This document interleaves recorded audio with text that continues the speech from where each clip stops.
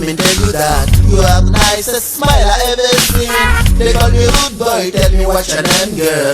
Just wanna get to know you more. Just wanna feel you next to me. Yes, I'm curious, baby, I'm for real, baby. I want you in my crazy world, to be the one who drive your heart away. Can I take you out tonight? I am a gay lover, I'm good to know. Don't you have good manners? But I know I can love. I am a gay lover.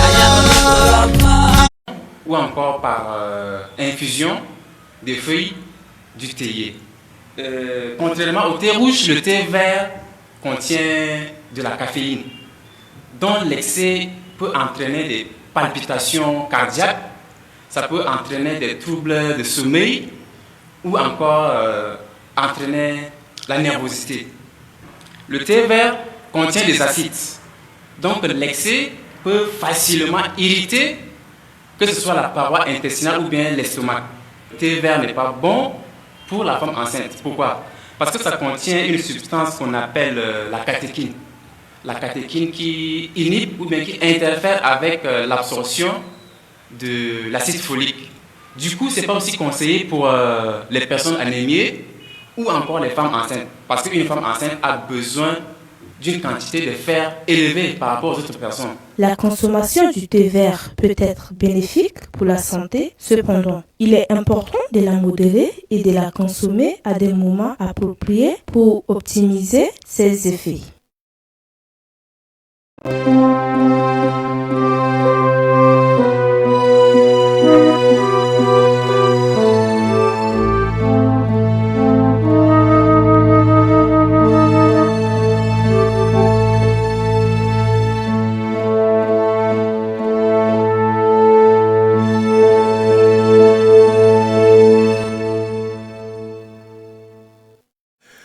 Gina nous fait saliver le matin comme ça avec le thé. Et tu vois un thé on verse, on ramène. Ça donne envie. Et surtout que c'est thé vert, tu vois, moi j'adore ça. Ça me donne un peu de l'énergie, ça me donne un peu de la force, surtout quand c'est le matin comme ça. Et surtout quand il y a encore de la fraîcheur. Le thé vert. Gina, tu vois ce que tu engages.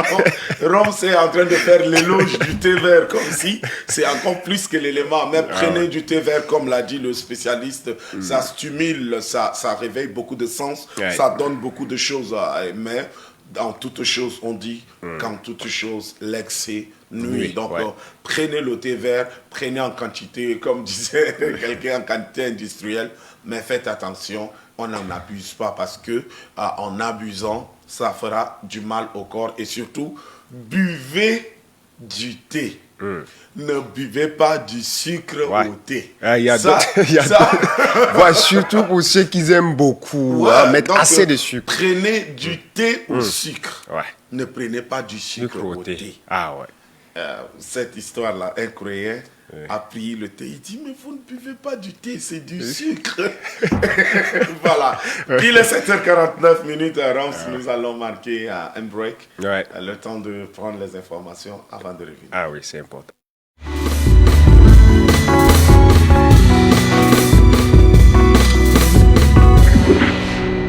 Dans un message officiel publié ce lundi 7 juillet 2025, la sénatrice américaine Jean Sessions, présidente de la Commission des Affaires étrangères du Sénat, a exprimé sa vive préoccupation concernant la détention prolongée du Dr Succès Masra, président du Parti des Transformateurs. Elle a qualifié cette détention d'inacceptable et a appelé à sa libération immédiate, tout en soulignant que la situation était désormais suivie de près par les autorités américaines. Pour la sénatrice, l'incarcération de figures de l'opposition constitue un frein aux perspectives de démocratie et de transparence dans un pays qui aspire au changement. Cette prise de position officielle vient renforcer les nombreux appels nationaux et internationaux en faveur d'un traitement respectueux des droits politiques et humains. Aussi, le député et président de la Commission des Affaires étrangères à l'Assemblée nationale française, Bruno Fuchs, s'inquiète-t-il également et demande pour des raisons humanitaires l'autorisation de venir au Tchad afin de s'enquérir de la situation. À un moment où le climat politique tchadien reste tendu. Cette déclaration souligne l'attention croissante portée à l'évolution de la situation au Tchad par les partenaires internationaux. La réaction des locataires du Palais de la démocratie du Tchad ne s'est pas fait attendre. La Commission Affaires étrangères de l'Assemblée nationale du Tchad, par un communiqué de presse, dit avoir appris avec étonnement et regret dans les réseaux sociaux le message du président de la Commission Affaires étrangères de l'Assemblée nationale française au sujet de la détention du président du Parti des transformateurs indien. La Commission souligne que le Tchad est régi par un ordre juridique indépendant où la séparation des pouvoirs constitue un fondement de l'état de droit. Il n'est pas question d'une influence ou d'une pression extérieure pour obtenir la libération des justiciables. Mais pour beaucoup d'observateurs, d'où vient-il que cette commission parlementaire qui se substitue à la justice pour répondre à une demande de visite du député français au Dr Sucé Masra adressée à l'ambassadeur du Tchad en France? Puisque la justice est indépendante, a-t-on besoin de répondre à sa place? Et puisque la demande s'adresse à l'ambassadeur du Tchad, que vient faire l'Assemblée là-bas? Ou bien un principe de réciprocité diplomatique a atterri aussi au Parlement? S'interrogent des opinions éclairées.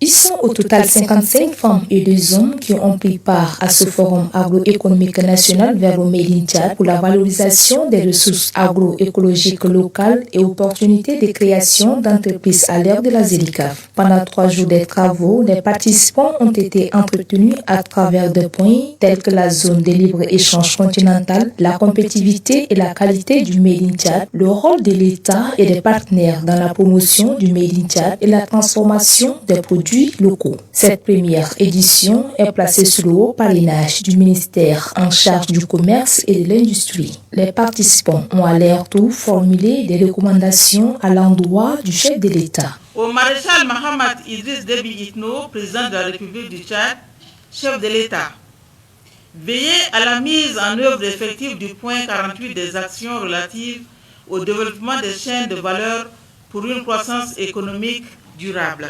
Renforcer la production locale à travers la finalisation de la stratégie nationale d'insertion à la ZLECAF par une feuille de route sur l'appui aux coopératives de productrices, le soutien des filières. ولاستخدامه التقليدي يستخدم التمر الهندي في المكملات الغذائية لتخفيف أعراض التسنين عند الرضع والسعال والتهاب الحلق عند الأطفال ولعلاج البواسير. ويساهم أيضا التمر الهندي في تحسين وظائف الجهاز الهضمي عن طريق تحفيز جدار الأمعاء وتعزيز التخلص من الفضلات.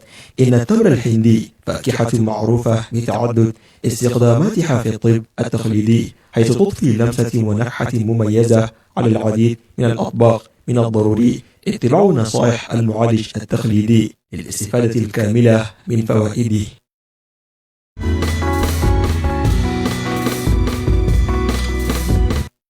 La situation de l'épilepsie au Tchad est un souci majeur qui nécessite une attention particulière, car la prévalence exacte de l'épilepsie au Tchad est mal connue. Pour en savoir plus sur l'épilepsie, Dr Foksuna Sakadi, épileptologue, répond. Quand on parle de l'épilepsie, c'est une autre maladie aussi du cerveau et qui est liée au fait que le cerveau est en souffrance. Selon Dr Foksuna Sakadi, épileptologue, le pourcentage des personnes épileptiques est estimé à 80% dans les pays en voie de développement et 60% dans les zones rurales. L'épilepsie, c'est quand même à plus de 80% des personnes vivant avec l'épilepsie dans les pays en voie de développement, donc chez nous.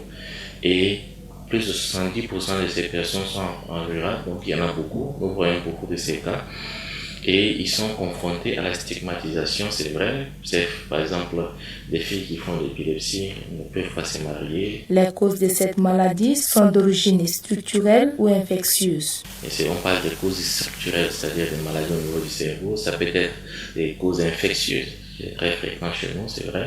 Ça peut être des causes traumatiques, les gens aiment rouler avec les motos sans casque, et souvent quand on fait des chutes, quand on cogne la tête, ça peut laisser des lésions au niveau du cerveau et cela va donc entraîner plus tard l'épilepsie. Le spécialiste insiste sur la nécessité d'une prise en charge adaptée tant sur le plan médical que social.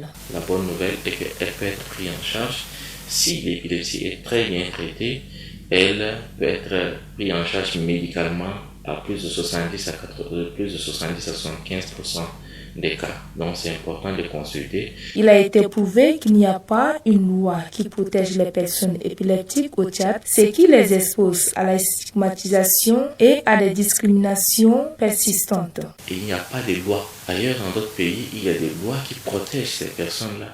Ici, il n'y a pas de loi qui protège ces personnes qui vivent avec l'épilepsie et c'est pas du tout bien. Ils doivent avoir leurs droits. L'épilepsie au Tchad reste une maladie méconnue, sous-diagnostiquée et mal prise en charge. Il est urgent de renforcer la sensibilisation, d'améliorer l'accès au traitement et d'impliquer les acteurs communautaires et sanitaires dans la lutte contre cette maladie. L'épilepsie reste sous-diagnostiquée et mal prise en charge alors qu'elle affecte profondément la qualité de vie des milieux des Tchadiens.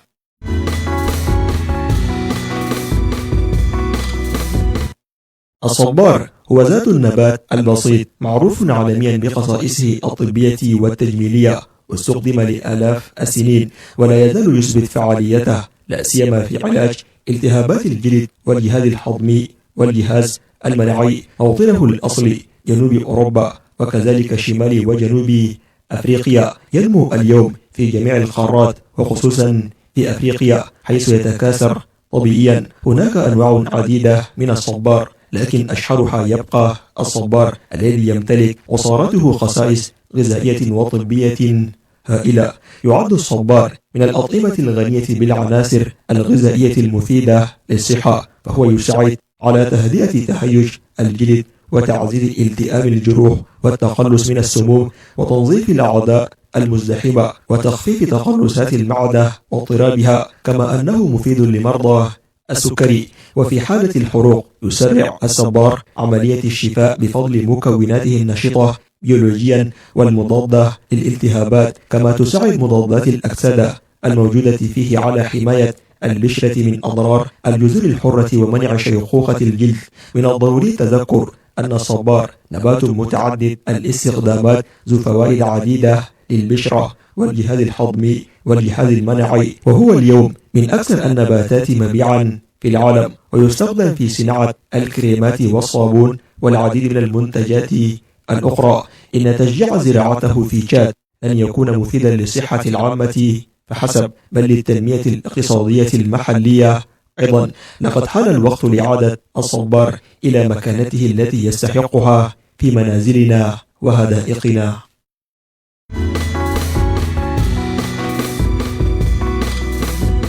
Le bicarbonate de soude est un excellent nettoyant écologique pour diverses surfaces, telles que les tapis, les moquettes, les salles de bain, les cuisines et les fours. Il peut également être utilisé pour désodoriser les réfrigérateurs, les poubelles et les tapis. Il peut servir de dentifrice naturel pour blanchir les dents, de gommage pour exfolier la peau, de déodorant pour lutter contre la transpiration et d'ingrédients pour assouvir l'eau du bain, d'après les spécialistes de la santé. Ils poursuivent que le bicarbonate est un agent levant efficace pour les pâtisseries et peut être utilisé pour neutraliser l'acidité de certains aliments. Il est reconnu pour son action anti-acide, notamment pour soulager les brûlures d'estomac et les reflux gastro-œsophagiens. Il peut également être utilisé pour équilibrer le potentiel hydrogène du corps et des urines, ce qui peut être bénéfique pour la santé rénale. Le bicarbonate de soude est aussi utilisé pour ajuster le potentiel hydrogène du sol, neutraliser les mauvaises odeurs du compost et repousser certains insectes. Malgré ces nombreux avantages, il est important de respecter certaines précautions lors de l'utilisation du bicarbonate de soude. Il est conseillé de ne pas l'utiliser pur sur la peau, de ne pas l'avaler en grande quantité et de consulter un professionnel de santé en cas de doute. Le bicarbonate de soude est un produit naturel aux multiples facettes, offrant une alternative écologique et économique pour de nombreuses tâches du quotidien. Sa polyvalence et son efficacité en font un incontournable pour ceux qui cherchent à réduire leur consommation de produits chimiques et adopter un mode de vie plus respectueux de l'environnement.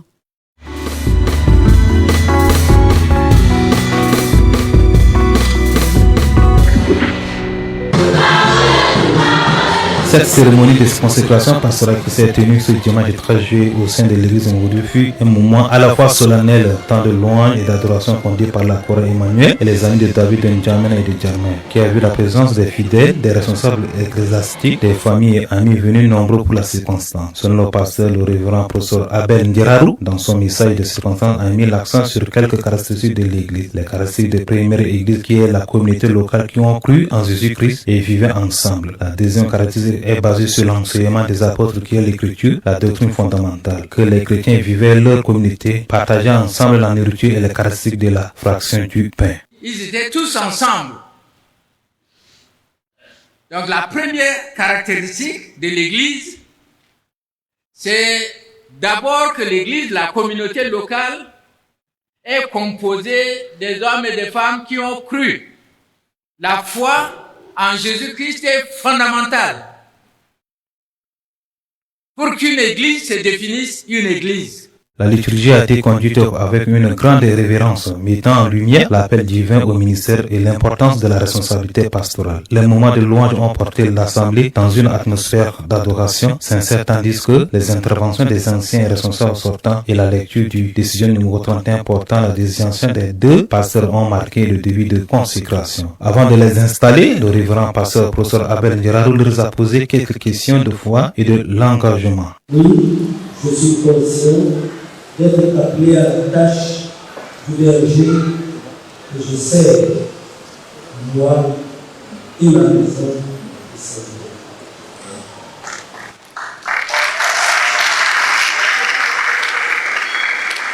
Oui, je suis conscient d'être appelé par Dieu pour être le berger de Dieu.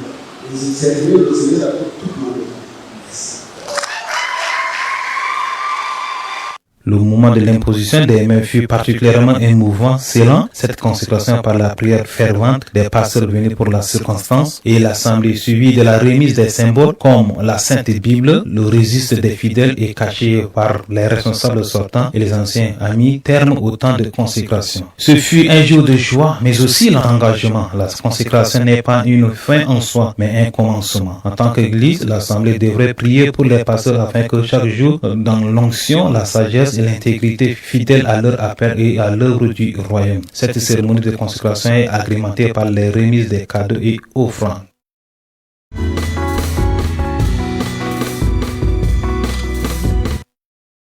La Fédération tchadienne de football association a annoncé la non-participation des clubs tchadiens aux compétitions interclubs de la CAF pour la saison 2024-2025. Une décision liée à l'absence persistante des championnats nationaux intégral, condition sine qua non imposée par la CAF et la FIFA. Sur le plan local, la tension monte entre la Fédération tchadienne de football association et le club de première division d'N'Djamena. Ces derniers contestent la réduction du nombre de représentants de la capitale à 2 pour la phase nationale. Ils exigent le maintien de 4 places, invoquant le poids historique et la compétitivité de leur ligue. Dans un entretien télévisé, le président de la Fédération tchadienne de football association, Taïrouli Hassan, a annoncé une restructuration du football national. La première division sera désormais baptisée Ligue 1, regroupant uniquement les championnats provinciaux, tandis que les championnats locaux formeront la Ligue 2. Par ailleurs, les tournois zonaux seront réactivés prochainement. Toujours dans le registre national, le ministre de la Jeunesse et des Sports, Maïd Hamid Louni, a effectué une visite surprise au stade Idriss Mamad Ouya, constatant des retards préoccupants dans les travaux de réhabilitation. Il a exigé leur achèvement sous 3 semaines et mis en place un comité de suivi strict. Sur le front régional, la 5e édition de la Coupe Simak de Nambodo s'est achevée avec panache. Le Tchad décroche la 3e place grâce à une moisson de médailles de bronze et d'argent dans une compétition marquée par l'esprit de fraternité. À l'approche des championnats d'Afrique de karaté à Abuja, la Fédération tchadienne de football a organisé une séance technique au dojo Maître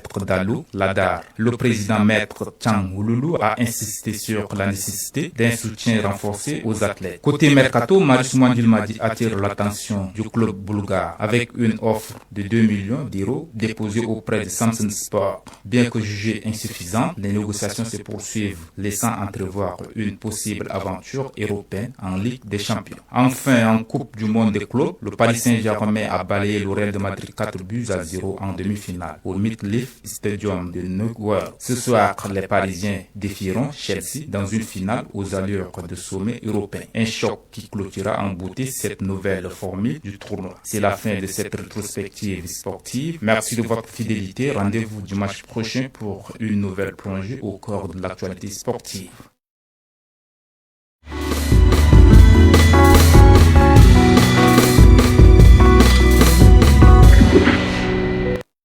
De retour sur le plateau, merci pour ces informations qui nous permettent de prendre l'actualité d'ici et d'ailleurs. Roms, nous sommes de retour et cette fois-ci avec un invité avec nous sur le plateau. Ah ouais, nous lui disons bonjour et bienvenue. Bonjour. Merci. Alors, l'invité se nomme Keider Kakper Constant. Alors, il est là aujourd'hui ici pour nous parler de l'agribusiness, je pense bien. Donc, vacances à la ferme. Ok. J'aime bien ça, j'aime bien ça. Ah ouais. J'aime bien vacances à la ferme. Alors, Monsieur Constant, bienvenue. Oui, merci. Vacances à la ferme. Vacances à la ferme. Nous voulons, pendant les vacances, notamment le mois d'août 2025, donner un peu de la chance à nos enfants qui sont toujours accrochés à la télé et aux jeux, etc., de venir à la ferme et de découvrir les volailles. Ce que nous faisons à la ferme Consti Volaille. Okay. Ce qui est intéressant pour les enfants, ils auront mes assistants qui sont aussi les enfants de leur âge. Ils vont leur expliquer ce qu'on fait ensemble à la ferme Consti Volaille. Et je serai là pour accompagner. C'est entre enfants. D'accord. C'est entre enfants. Alors, Roms, toi et moi, on est quasi d'office exclus. Hein? Mais est-ce qu'il n'y aura pas un peu d'espace aussi pour moi, quelqu'un comme moi et à la Jeff comme ça? Parce que vous avez dit ici, c'est pour les enfants. C'est quasi enfant. C'est ça le terme pour reprendre. En fait, c'est vacances à la ferme pour les enfants. C'est ça le thème. Oui. Maintenant, je vois qu'en publiant cette annonce, il y a des parents qui s'y intéressent. Oui, okay. Donc, on a prévu 2 sessions. 2 sessions d'une semaine chacune. Alors, maintenant, avec l'intérêt que vous portez à venir à la ferme, on va voir entre les 2 sessions comment organiser une session pour les grandes personnes ou soit faire la session parents-enfants. C'est aussi possible. D'accord. Alors, avant de revenir peut-être en profondeur sur le contenu et tout ce qui ira avec cette vacance, parlez nous-mêmes de la ferme Consti Voltaïque, parce que c'est là-bas que les choses doivent se passer. Qu'est-ce qu'on a là-bas? Qu'est-ce qu'on peut trouver là-bas?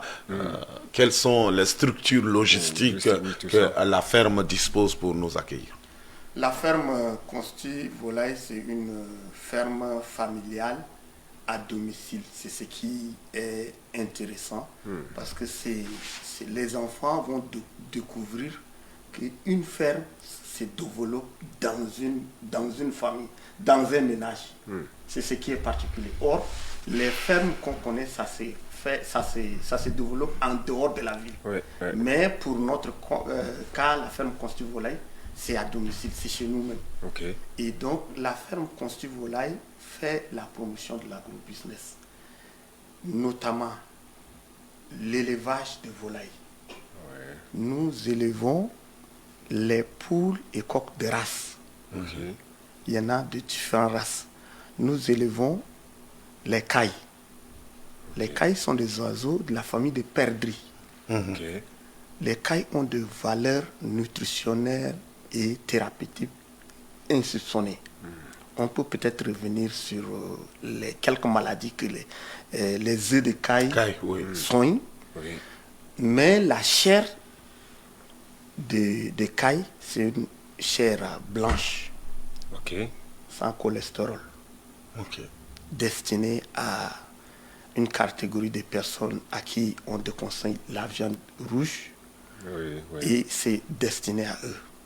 C'est un élevage très difficile à faire. Nous avons ces oiseaux qui ressemblent aux cailles ici, qu'on appelle des perdrix, à l'état sauvage. Mais les cailles même, nous ne les avons pas ici. Nous avons importé les œufs de l'extérieur, nous les avons incubés et nous avons les cailles chez nous. Donc c'est par incubation. Nous avons une couveuse qui c'est l'incubation artificielle. Ok. Voilà.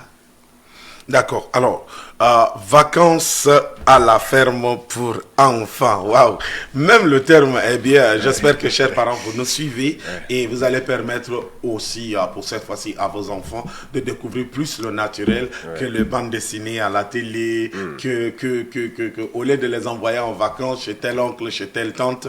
Monsieur Constant et ses assistants se disposent à recevoir ces enfants et vous allez voir que ça va être une découverte pour ces enfants, mais ça va élargir encore leur connaissance et leur intelligence. Alors, Monsieur Constant, je peux prendre mon enfant et l'envoyer. Y a-t-il des conditionnalités? Oui, nous allons faire deux sessions, donc d'une semaine chacune. Alors, le module qu'on fait pour les grandes personnes, nous avons essayé d'adapter pour les enfants. Et comme c'est pour les vacances pour les enfants, on a fait un prix forfaitaire. C'est une façon aussi de contribuer à des vacances meilleures pour les enfants. C'est là que nous avons fixé le prix forfaitaire à 15 000 francs enfants. Maintenant, si c'est une famille qui envoie 3, 4, 5 enfants, on fait une réduction de 10%. Sur les 15 000. On fait une réduction de 10% pour soulager des ménages qui ont plusieurs enfants, qui veulent bien les envoyer. Donc on réduit de 10% pour les soulager. C'est une façon d'appuyer certains ménages qui ne peuvent pas discriminer certains enfants. Disent non, 15 000 c'est beaucoup, on ne peut pas envoyer tout le monde. On choisit certains. Là, on fait pour que tout le monde y participe et ça permet à ce que les enfants, ça va éveiller aussi ce qui est en eux dormant. Et quand ils vont voir aussi leurs amis, mes assistants, mes enfants, qui sont en train de faire la même chose, ils peuvent aussi pratiquer ça ces jours. C'est ça l'idée. C'est une première édition et nous comptons avec cela, au-delà de ces vacances, accompagner ces enfants chez eux auprès des parents. C'est ça l'objectif qu'on a. L'objectif, c'est d'accompagner les enfants au-delà de ces vacances, mais aussi les donner de l'intelligence. Mais ça peut aussi développer en ces enfants la curiosité, mais de devenir fermier dans les jours, pourquoi pas? Parce qu'aujourd'hui, quand quelqu'un parle de la ferme, on tient les fermes, on pense que c'est des pauvres, c'est des gens qui n'ont rien, etc. Mais ça peut aussi enlever cela de la tête des enfants et ça peut réveiller aussi ce don qui peut rester sommeillant aux enfants. Justement parce que c'est l'idée que les gens ont, c'est que vous venez de dire. Les gens pensent que c'est des pauvres, c'est des gens qui ont de moins. Quelquefois, je remarque dans la réaction de certaines personnes que nous faisons des annonces pour la vente des œufs, des cailles, etc., des poules. Ils pensent que c'est un petit poulailler dans le coin, c'est des gens qui blaguent sur Internet, etc. Mais quand ils viennent chez nous, d'abord, ils sont impressionnés. Et ils sont obligés de laisser parler leur cœur. Ils disent que non, c'est ça on voit sur Internet, ailleurs les gens font, mais on ne pensait pas que c'est ici au Tchad. Et de dehors, on ne peut pas remarquer, mais quand on rentre, c'est une autre réalité. Nous avons beaucoup de vidéos, des storytelling, des gens qui font des témoignages, mais au téléphone, tu peux remarquer qu'il te manque un peu de respect parce que c'est cette idée qu'ils ont. Mais quand ils viennent te voir physiquement chez toi, l'idée change. Et surtout que ce n'est pas n'importe qui tient, c'est un homme intelligent, c'est un homme avec un background. Moi, je pense que c'est ça le problème du Tchadien. On stéréotype tout. On pense que telle catégorie est pour telle, telle est pour telle, et ça fait que on ne donne pas de l'impact. Et c'est quand qu'on est le premier à faire un mea culpa. Vraiment, je ne, tu vois. On juge très vite et de très loin. On ne vient même pas vérifier et tout ça, et puis on se met à juger et surtout de façon négative sur tout ce qui se passe ici. Juste anecdote, il y avait un grand monsieur, de ce pays. Il a vu notre annonce. Entre-temps, on avait des dindons. On voulait vendre 2 couples pour investir dans les cailles. Donc, il a pris rendez-vous. On a raté 3 rendez-vous. l'idée, c'est ce qu'on venait de dire. Ouais. Donc, au 4e rendez-vous, j'ai dit, aujourd'hui, vous allez passer. Parce qu'on a raté 3 rendez-vous. Moi, j'ai laissé mon programme pour être là. Il venait de Koundoul. Il voulait traverser, aller tout droit chez lui. Je l'ai obligé, il est venu. Quand il est venu chez nous, on a fait le tour. Il s'est assis sur le balançoire. Il a appelé ses amis. Il dit, il aurait dû commencer par ici. Il dit, ce qu'il vient de voir, ça l'a changé l'idée comme quoi les Tchadiens ne travaillent pas assez. Il a acheté 2 couples de dindons. Il a acheté 8 plateaux d'œufs de caille. Et il dit, il fait tout ça pour nous encourager parce qu'il pensait que les Tchadiens ne travaillaient pas. J'espère que c'était à un prix promotionnel même. Il n'a pas acheté avec le prix, il a un peu augmenté. Non, parce que déjà faire rater 3 rendez-vous, les amendes doivent... Non, je lui ai dit, j'ai insisté pour qu'il vienne. Parce qu'il m'a dit qu'il pensait que c'est un monsieur, c'est des gens qui blaguent sur Internet, il a un petit poulailler, il emmerde les gens et tout ça. Mais être quelqu'un qui travaille et faire ça, il dit, lui, il n'est pas à mesure de faire ça. Il dit, quelqu'un qui travaille et il fait ça de cette manière. Non, il dit, les Tchadiens travaillent. Mais en tout cas, bravo, bravo pour le travail qui est en train de te faire. Si vous venez de nous prendre en marche, amis téléspectateurs, c'est la matinale qui continue son bonhomme de chemin. Nous sommes en train de parler de vacances à la ferme pour enfants avec M. Keider Kakper-Coston qui est le promoteur de ça. Ça résonne un peu différent parce que on parle des colonies de vacances, on amène les enfants dans des salles de jeux, etc. Mais là, on parle de vacances pour enfants à la ferme. Et ça résonne pratiquement extraordinaire. Et pour moi, ça réveille ma curiosité, au fait. Oui, moi, je trouve que ça rapproche un peu à peu près les enfants avec la nature, avec l'environnement, que de les laisser faire aussi d'autres choses. Bon, ce n'est pas aussi mauvais, mais c'est très bien également de rappeler à l'enfant qu'il faut de temps en temps se rapprocher aussi de la nature. Alors, M. Constant, quel serait le mot que vous auriez à lancer à l'endroit des parents qui nous regardent? Vous avez la caméra, les parents sont là derrière l'écran. Qu'est-ce que vous pouvez leur dire? Mais j'aurais aimé avoir mes 2 assistants et les gens vont les voir et en même temps je parle. Ndjerabe et Meira, approchez-vous, s'il vous plaît. Approchez-vous rapidement. Je pense qu'on va les intégrer après. Après, ok. Ce serait meilleur. On va les intégrer après. D'accord. Ok. Je voulais dire aux parents. Ils n'ont qu'à venir alors. Ils n'ont qu'à venir. Je voulais dire aux parents. Les assistants, c'est important qu'on voit les assistants. Venez rapidement. Venez à côté de la présence à côté de votre maître. Voilà. Voilà. L'autre à sa gauche, l'autre à sa droite. Voilà. Voici mes 2 assistants. Meira, ma fille de 15 ans. Ndjerabi, ma fille de... Mon fils. Ndjerabi, faut te calmer. lui, il est toujours comme ça. C'est normal. Voilà. Donc, ce sont mes 2 assistants. Quand je voyage, c'est eux qui tiennent la ferme à 100%. Elle peut faire la couvaison. De la couvaison jusqu'à enlever les poussins, les caïtos dans la couveuse, elle peut le faire. Ndjerabe, l'assis, ils le font autant. De la couveuse, ils enlèvent, ils les amènent dans une caisse qu'on appelle poussinière. On les chauffe là-bas, ils passent plusieurs jours pour sortir de la période où ils doivent porter des plumes, se protéger contre le froid. Parce qu'il n'y a pas leur mère qui se promène avec. On le fait artificiellement. Donc vous voyez ces 2 enfants, en commençant, en faisant, ils ont aimé. Je ne les ai pas forcés à faire. Ils ont aimé.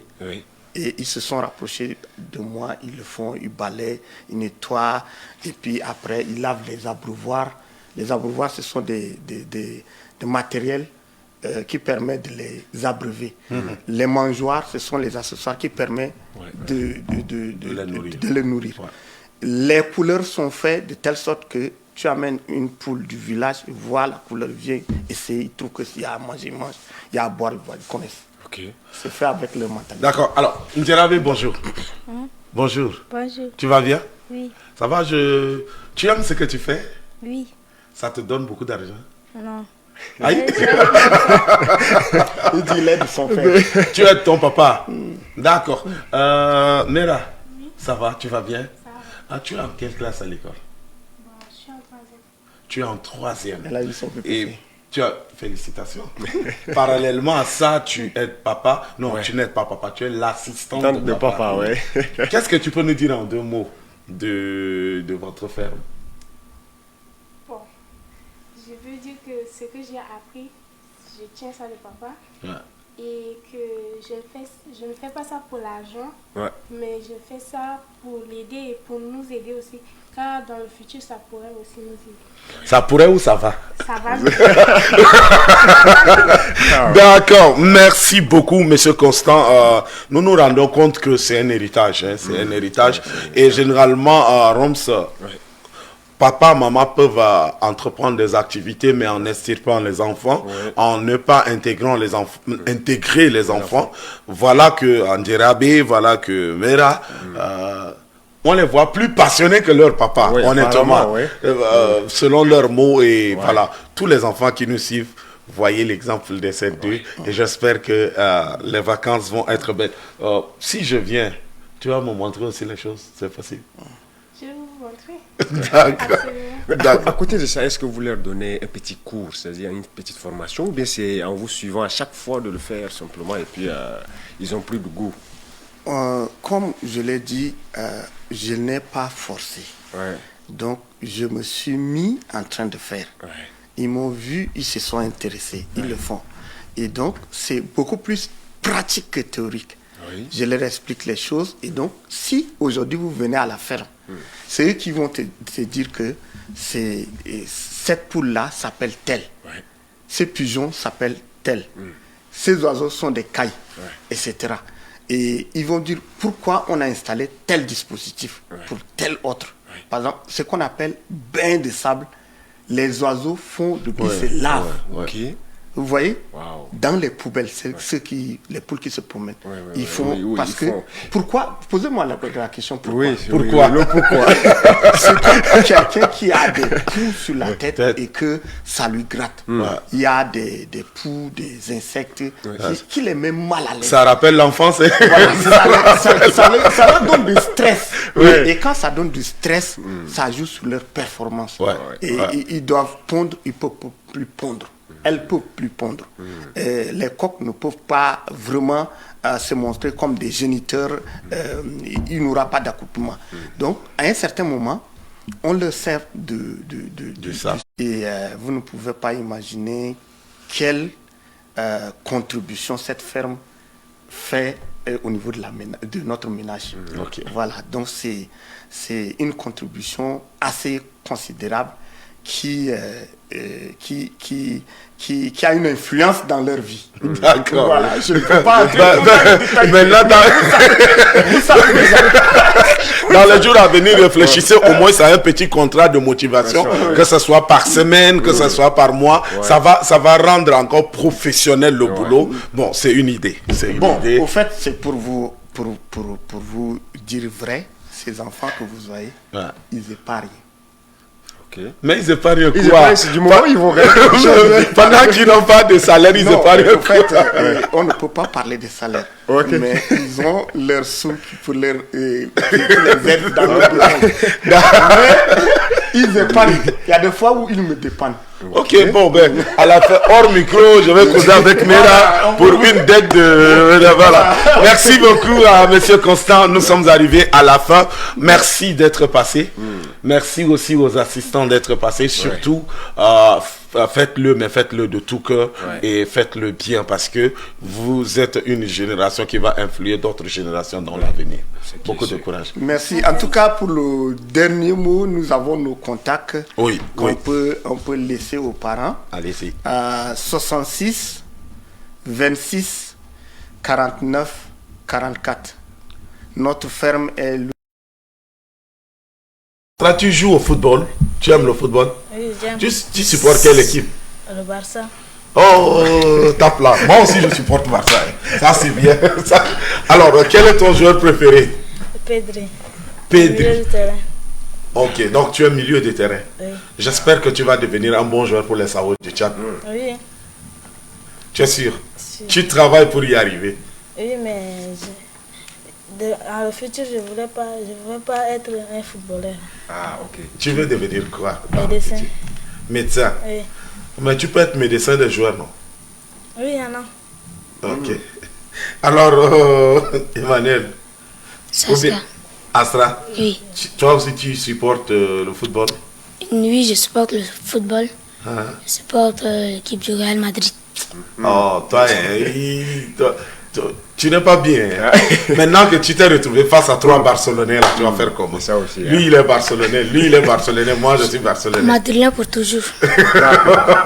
Oh, Madrilène pour toujours. À la Madrid, d'où vient? À la Madrid. D'accord.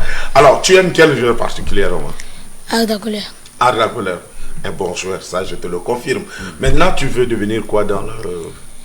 Dans la vie, j'aimerais devenir architecte. Architecte. Wow, ok. Les architectes font quoi dans la... D'abord, pour bien définir, un architecte, c'est celui qui fait le plan de la construction d'une maison, par exemple. Et moi, j'aimerais devenir architecte pour la construction du bon avancement de notre pays, le Tchad. Bravo. Bravo, ça c'est... Des maisons solides qui s'adaptent avec notre environnement. Justement, on a un architecte qui nous aide à construire le pays. Entre-temps, on a un médecin qui nous soigne. Mais c'est une très belle complémentarité. Bravo à vous. Qu'est-ce que tu as à dire aux parents qui te regardent actuellement? Ouais. Bon, à papa et à maman. Avant tout, je veux saluer papa et maman. Merci de m'avoir fait venir ici. Je remercie également tous les parents qui nous suivent ici. Je remercie actuellement tous les enfants. Bonne semaine et heureuse journée à vous. Au revoir. Pareil que toi. Tu vas dire quoi à papa, à maman, à tes potes qui regardent? Tu vas leur dire que tu es sorti à la télé? Non. D'abord tout, je les salue. Ouais. Et je dis merci à mon père et ma mère de m'avoir donné une chance pour venir ici. Ok. Et je souhaite bonnes vacances et que Dieu soit avec vous. Merci beaucoup. Nous avons 2 jeunes qui aspirent à devenir médecins et architectes. Voilà, c'est des jeunes qui nous viennent du lycée collège évangélique de Mossal qui passent pour la classe de 5e. Nous avons Asra Nemi et Taradoum Madita Emmanuel, avec qui on a échangé. L'un est barcelonais, l'autre est madrilène, l'un est Pedri, l'autre est Arda Güler. Voilà. Donc, nous allons simplement les accompagner avec Roms, le rythme de chez nous.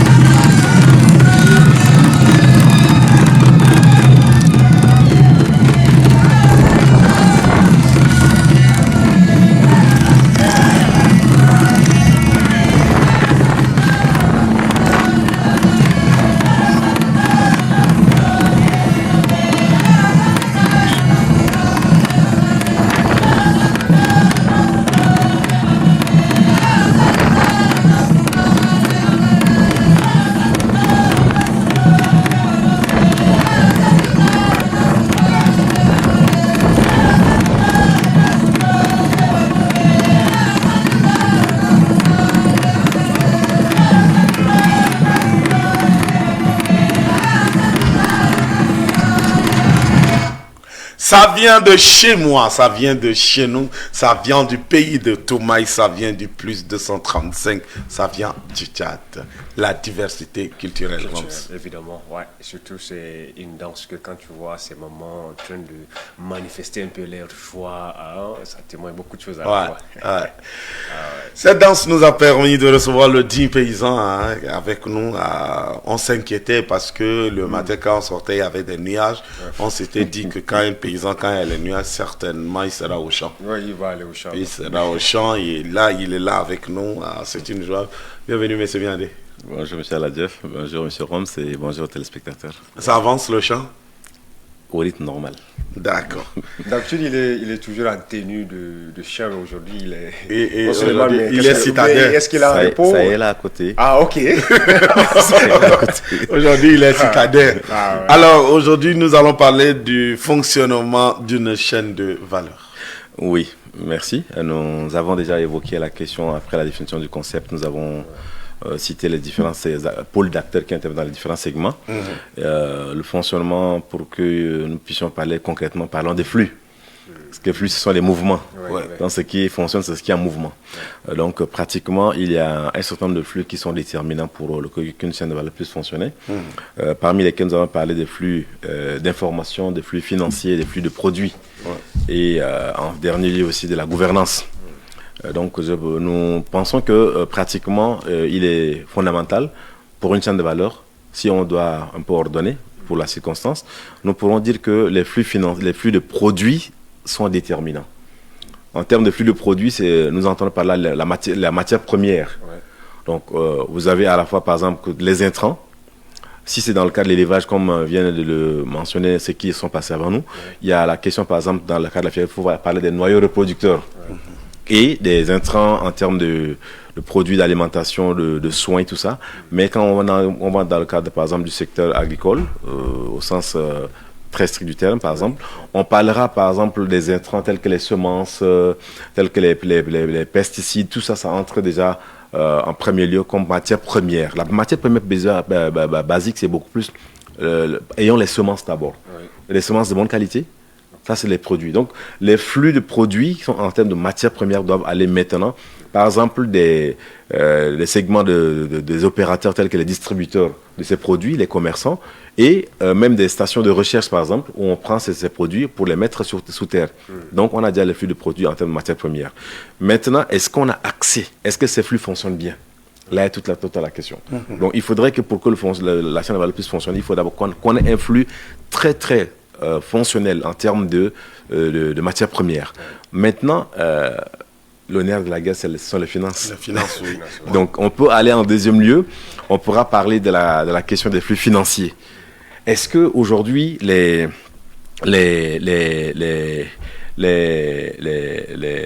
ceux qui sont opérateurs dans ces secteurs ont accès à un financement? Parce que le circuit financier doit être fluide pour permettre à ce que chaque segment puisse avoir accès à un financement. Nous l'avons dit la dernière fois, au bout de 72 heures, pour permettre de mettre en action ces activités. Supposons qu'en cette saison, vous déposez une demande, peut-être le mois d'avril, le mai, et que jusqu'à présent, vous n'avez pas accès à ce financement. Vous perdez la campagne. Puisque si on s'en tient au fait que nous sommes tributaires des précipitations naturelles au Tchad, vous n'allez pas mettre en œuvre vos activités, parce qu'il y a le calendrier agricole qui joue également dans ce sens-là. Là, ce n'est pas une question simplement de pluie comme eau, mais il y a le facteur insolation, il y a tout ça qui joue également dans le cadre technique de ce côté. Donc, il faudrait absolument que ce flux financier soit fonctionnel. Maintenant, la matière première dont les producteurs ont, leur permet de pouvoir produire. Maintenant, les produits finaux qui sont produits, il y a la chaîne également, nettoyage, de transformation, d'emballage et de stockage et même de marketing. Est-ce que tous ces flux-là fonctionnent? Sont-ils opérationnels? Vous allez faire mettre à valeur votre terre. Vous avez un produit de très bonne qualité qui peut être vendu sur le marché. Mais si quelqu'un ne fait pas le marketing, ça c'est un peu le côté très très oublié au Tchad malheureusement. On pense qu'on fait la publicité pour les autres produits importés ou bien sur d'autres secteurs, mais les produits agricoles on trouve que bon, quoi qu'on on va l'acheter. Non. Si j'ai un produit de qualité, je peux monter les enchères parce que j'ai travaillé sur la qualité. Et dans la filière il y a, en termes de chaîne de valeur, à chaque étape, une valeur que ce produit prend. Quand vous faites au niveau du champ, après vous faites le nettoyage, vous faites le traitement, l'emballage, vous mettez dans le conditionnement, vous avez une marque. Vous dites au consommateur final que ce produit est un produit de qualité bio et qui répond vraiment aux normes, aux attentes des consommateurs. Et si on appelle ça également la force de vente. Oui. Donc si le marketing fonctionne, ça permet à ce que vos ventes soient vraiment assez élevées et c'est vous qui rentabilisez dans ça. Mais maintenant, c'est qu'on ne peut pas se dire que c'est un seul acteur qui va le faire. Hein. Parce que moi qui suis au niveau de mon champ, je le fais. Le négociant qui vient, il va exiger une certaine qualité. Oui. Et en exigeant une certaine qualité, ça crée de la compétitivité entre les producteurs. Oui. Chacun va vouloir mettre sur le marché un produit de qualité. Et jusqu'à ce que ça arrive au finish sur la table du consommateur. Et il y a assez de services qui sont passés. Le conseiller agricole qui dit non, il faut peut-être respecter le calendrier agricole. Le distributeur qui dit non, moi je veux plutôt un tel produit parce que ma clientèle attend ça. Celui qui fait le marketing dit oh bon, monsieur Rome, c'est un tel produit de bonne qualité. Non, mais l'autre aussi va dire non, monsieur Aladiev va dire non. Moi j'ai un produit de bonne qualité. Donc c'est une concurrence. Et ça c'est la compétitivité. Donc ça pousse à ce que chaque producteur essaie de pouvoir se mettre à la hauteur en termes de qualité pour capter le plus grand nombre de consommateurs, de leur clientèle.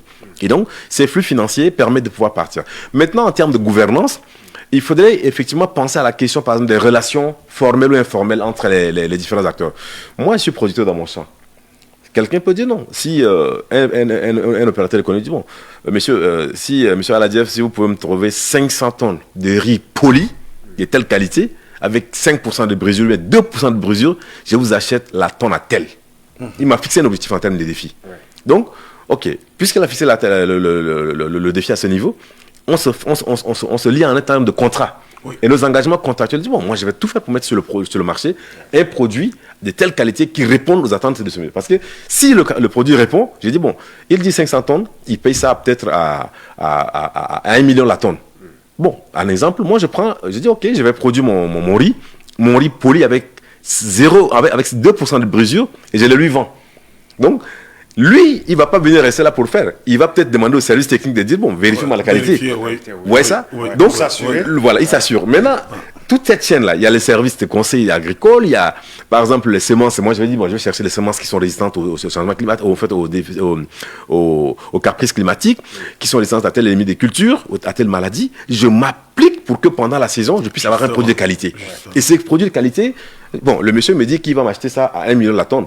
Donc, je fais tout pour relever ces défis. Ouais. Lui, il va apprendre à dire non, moi, j'ai trouvé un produit de qualité. Ouais. Il va dire non, mais monsieur Roms, moi, j'allais demander ça, il n'a pas fait le produit. Donc, cet exemple a fait que chaque acteur se met en compétition. Parce qu'il n'est pas le seul opérateur économique. L'autre va dire non.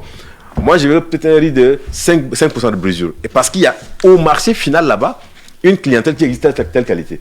Donc, vous voyez, c'est une compétitivité. Et en termes de gouvernance, les acteurs se lient de contrats. En termes de contrats.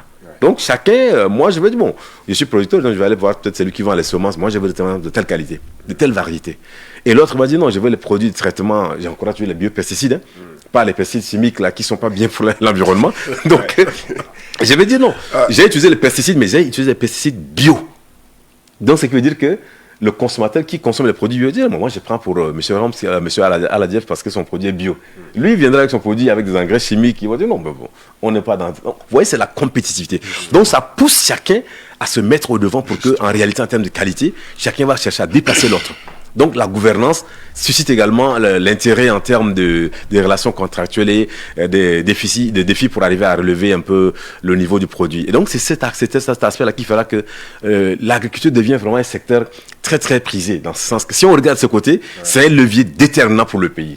Et c'est pourquoi nous encourageons chaque fois que nous avons l'occasion de passer sur votre plateau, que tout le monde se mette à l'agriculture. Moi, dans mon champ, je suis en train de produire le compost maintenant. Le compost. Et c'est la bouse de vache. Vous voyez, on vend par exemple un sac de 100 kg à 1100 francs. J'achète, je transforme.